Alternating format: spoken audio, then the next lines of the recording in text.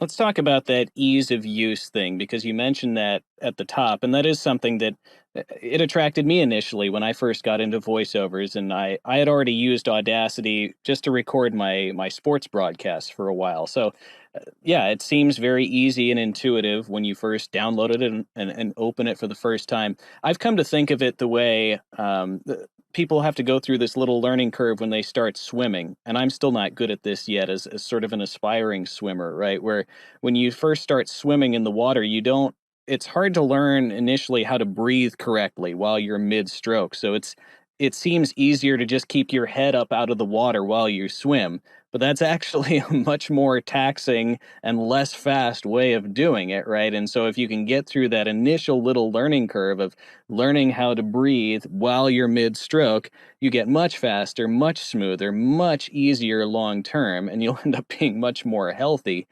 But it is that initial little hump that you have to get over. And there's Yeah. a similar thing with Audacity versus almost any other DAW. Yeah, absolutely. It'd be the same as riding a bike. I mean, I'm going to fall over probably when I rode a bike as a little kid. And you have to learn how to get going fast enough. And then once you're there, it's like, oh, this is easy. So here's the thing. Audacity on day one, you start and press record, boom, you're there. And Studio One, you do need to get your template set up. But once your template's set up, not only can you literally do the same thing, you walk in, press record, boom, you're ready to go. But in the background, you have 20 other things set up for you that continue to save you time, that actually make it easier. The embarrassing thing, and first off, I didn't start with Audacity directly. I started with an analog recording studio, cutting master records, doing that first. Then when my young son, started doing it, I thought, oh, I can learn Audacity because Donnie knew it. Donnie's the one that got me into this business, and he was using Audacity. And I go, well, I'm not going to force him to learn my stuff or what I think would be right. I'm going to do what he's doing because I just thought I'll be a good dad. And I didn't think this was going to last, meaning I, at that point, did not expect to be in this business. So I went ahead and did what Donnie was doing, which he's doing Audacity. And I go, cool, cool, I can learn whatever. And I already knew the principles. And then I got frustrated by all sorts of little things along the way. And that's when I started my exploring other things and then dragged him kicking and screaming into Studio One Almost because literally. what's that? Almost literally kicking and screaming, yes. Well, it was normal. So here, Yeah. I'll give you a simple example. Do you remember how you turn down a little segment in Audacity? So I want to make it quieter, a little segment. Say a breath. I want to bring down a breath in Audacity. Do you remember how to do that? The menu? Yeah, you had to go up to the menu. Do you Yeah, remember? there was a gain down option. It's been a while since I've used it now, so I don't remember specifically. But yeah, you had to go up to the menu at the top and enter a specific value. Right. So here's Yeah, what it is. I'll just tell you because you use the amplify command. You that's go right. effects amplify. But Yeah. here's the weird thing.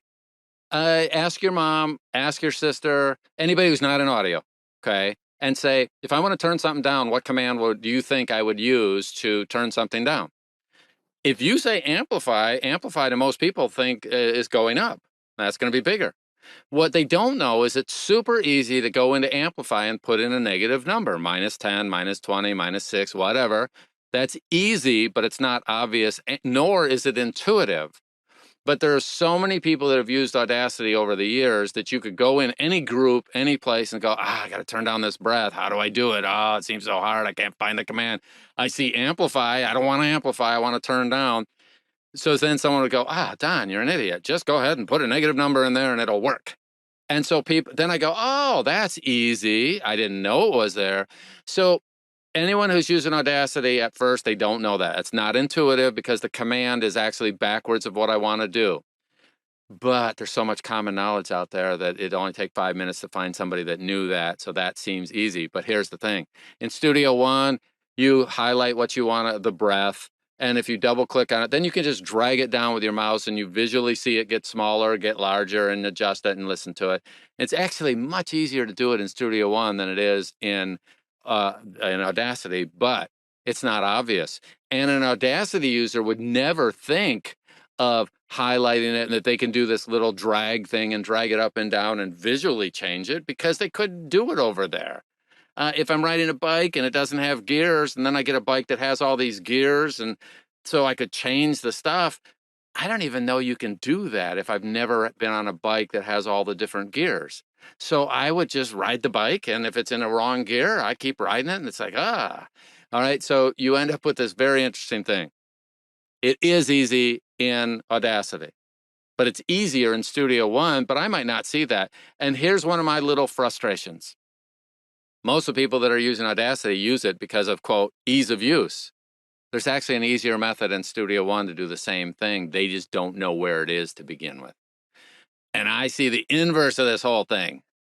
There's some people that have started with Studio One, and then they go and they try to, they got, this one lady told me, she's probably 60, 70. I hear all this, how easy Audacity is. She said, she just started with Studio One. I download it. I don't get it at all. And it's simple things like she's used to being able to, if she's going to cut, copy, and paste, she was new enough that she didn't know the keyboard shortcuts for cut, copy, paste. Now they're easy in both the programs, okay? It's kind of, that's a fundamental of just computers, but she didn't know it. But what she did know was, I can't remember what cut, copy, paste is, but if I right click on my audio in Studio One, it gives me a little context menu that has cut, copy, paste right on it.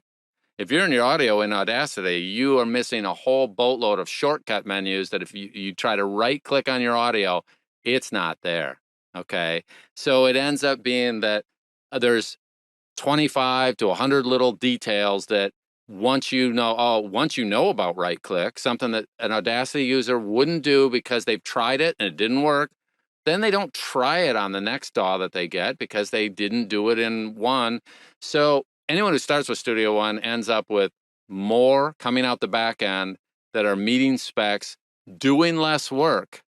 Your mom does less work than most people that are doing audiobooks because she's got it all set up for her. She pulls up her template, all the details are there. She exports and she instantly has mastered audio because the setup is all there. So that's way easier, even though it doesn't always seem that way.